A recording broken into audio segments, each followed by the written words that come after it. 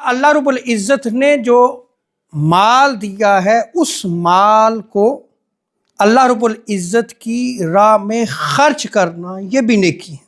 جیسا کہ سورہ آل عمران میں اللہ رب العزت نے ارشاد فرمایا لن تنالوا البر حتى تنفقوا مما تحبون، یہاں اللہ رب العزت نے نیکی کے تصور کو واضح کر دیا کہ تم ہرگز نیکی کو نہیں پا سکو گے جب تک تم اللہ کی راہ میں اپنی محبوب چیزوں میں سے خرچ نہ کرو۔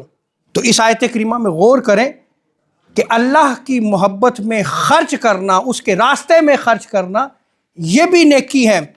اور پھر آگے دیکھیں سورہ بقرہ میں اللہ رب العزت نے ارشاد فرمایا لیس البر ان تولوا وجوہکم قبل المشرق والمغرب، کہ صرف یہی نیکی نہ تصور کر لو کہ تم اپنے منہ کو مشرق کی طرف کرتے ہو یا مغرب کی طرف کرتے ہو۔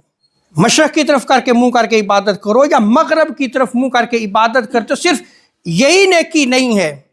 وَلَٰكِنَّ الْبِرَّ، اب سنیں قرآن کیا تصور دیتا ہے نیکی کا۔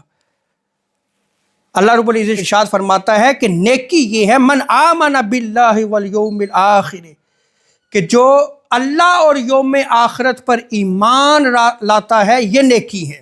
والملائکۃ والکتاب والنبیین، کہ فرشتوں پہ ایمان لانا، کتابوں پہ ایمان لانا، انبیاء پہ ایمان لانا یہ نیکی ہے۔